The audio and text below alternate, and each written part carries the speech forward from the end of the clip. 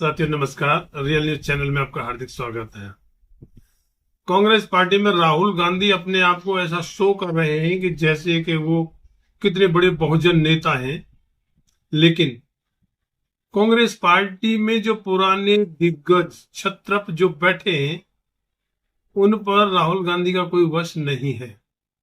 जैसे हरियाणा में भूपेंद्र सिंह हुड्डा ने जो चाहा वो किया, उस पर राहुल गांधी, प्रियंका गांधी या सोनिया गांधी कोई भी अपना वश नहीं चला पाए या उनको कुछ नहीं कह पाए। वरना कुमारी शैलजा को अगर चीफ मिनिस्टर के लिए घोषित करते तो हरियाणा में कांग्रेस की सरकार बनना पक्का था, लेकिन ऐसा वो नहीं कर पाए। दूसरे, आम आदमी पार्टी से समझौता करना चाहते थे, लेकिन हरियाणा के दिग्गज या छत्रप कहेंगे भूपेंद्र सिंह हुड्डा ने बिल्कुल मना कर दिया, क्योंकि भूपेंद्र सिंह हुड्डा को लग रहा था कि उनके अकेले की अपनी सरकार बनना तय है, इसलिए किसी के साथ में बंटवारा क्यों, तो उन्होंने नहीं मानी। दिल्ली में अजय माकन जैसे छत्रप जो बैठे हैं, राहुल गांधी के लाख चाहने के बावजूद भी आम आदमी पार्टी और कांग्रेस का समझौता नहीं हो पाया और वहां भी आम आदमी पार्टी हारी, हरियाणा में कांग्रेस पार्टी हारी।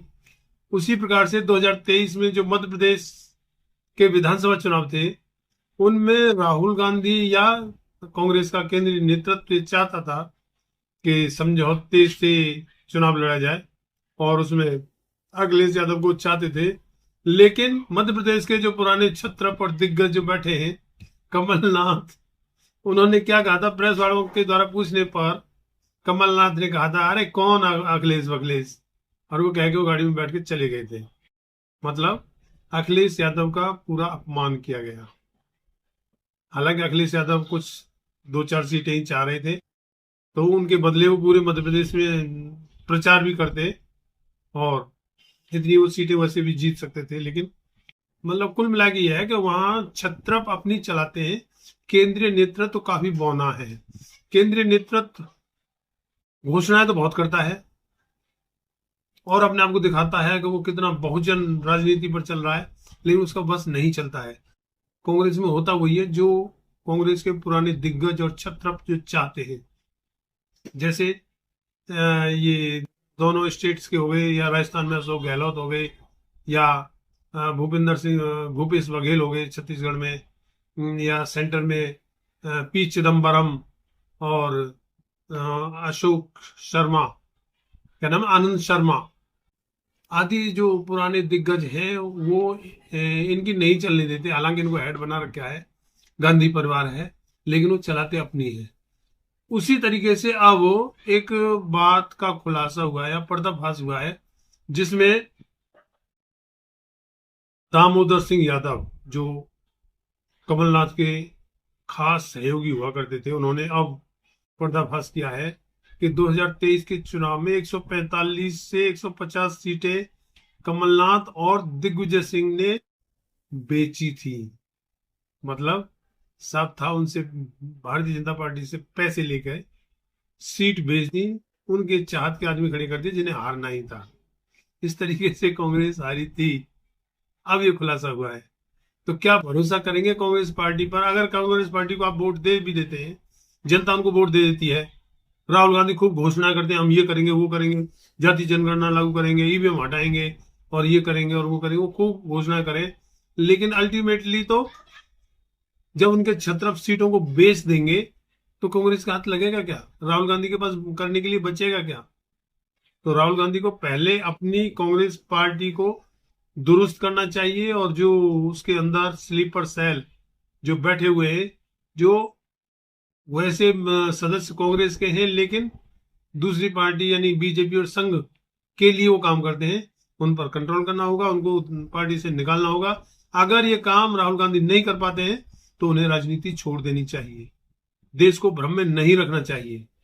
देश को साफ बता देना चाहिए कि मेरी पार्टी में मेरी नहीं चलती है, जिनकी चलती है वही बताएंगे और वही घोषणा करेंगे। वरना ऐसा थोड़ी है कि भाई भारतीय जनता पार्टी ईवीएम को ही चलाई जा रही है और विपक्ष में कांग्रेस है और कुछ नहीं कर पा रही। अगर कांग्रेस ईवीएम को नहीं हटवा पा रही है, जिसके बारे में कांग्रेस को कहती है कि भाई वो राहुल गांधी तो कितनी बार कह चुके हैं कि नरेंद्र मोदी की जान ईवीएम में है, फिर भी उसे नहीं हटवा पा रहे। तो विपक्ष का मतलब क्या है? क्यों जनता को बेवकूफ बना रहे हो कि हमें वोट दो और हम संविधान बचाएंगे हम? अरे तुम्हारे छत्र तुम्हारी चलने नहीं देते, तुम बचाओगे संविधान, तुम बचाओगे बहुजन राजनीति। तो राहुल गांधी की घोषणाओं में आना जनता के लिए बहुत ही खतरनाक होगा, क्योंकि राहुल गांधी की कांग्रेस पार्टी में भी नहीं चलती है। और दूसरे देखो, जब पहले राहुल गांधी कांग्रेस अध्यक्ष हुआ करते थे, उस समय कांग्रेस की लुटिया डूब रही थी, जान के इतनी नीचे जा रही थी कि राहुल गांधी को अध्यक्ष पद से इस्तीफा देना पड़ा था, और उन्होंने साफ कहा मैं नहीं चला सकता कांग्रेस को। तो फिर राहुल गांधी किस बिना पर, किस भरोसे पर वो जनता को घोषणा करके वो बताते हैं कि हम संविधान लागू करेंगे? संविधान का लागू कैसे करेंगे? अभी वो ग्वालियर में बाबा साहेब की मूर्ति हाई कोर्ट का आदेश होने के बावजूद भी नहीं लग पा रही है। राहुल गांधी की हिम्मत नहीं कुछ बोल दे, तो क्या संविधान बचाएंगे? कैसे बचाएंगे? एक भी शब्द बोला राहुल गांधी ने? नहीं बोलते हो।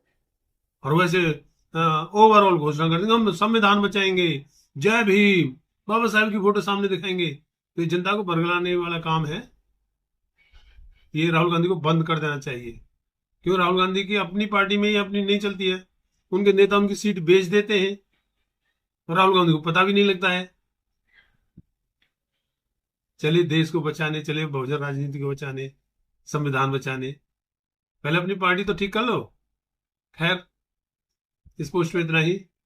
चैनल को सब्सक्राइब, पोस्ट को लाइक, शेयर और कमेंट में अपनी राय जरूर दें कि आप क्या सोचते हैं, राहुल गांधी की कांग्रेस में कितनी चलती है, या राहुल गांधी के पुराने छत्र भूपेंद्र हुड्डा, कमलनाथ, दिग्विजय सिंह, अशोक गहलोत या भूपेश बघेल कितनी चलने देते हैं?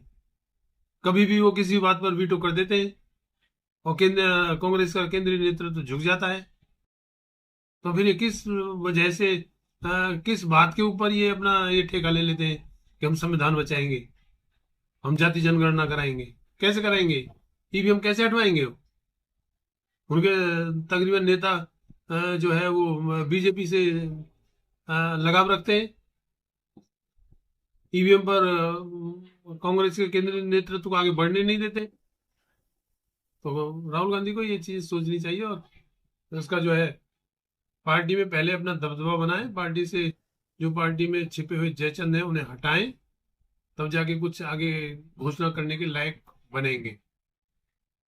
जय भीम, जय भारत।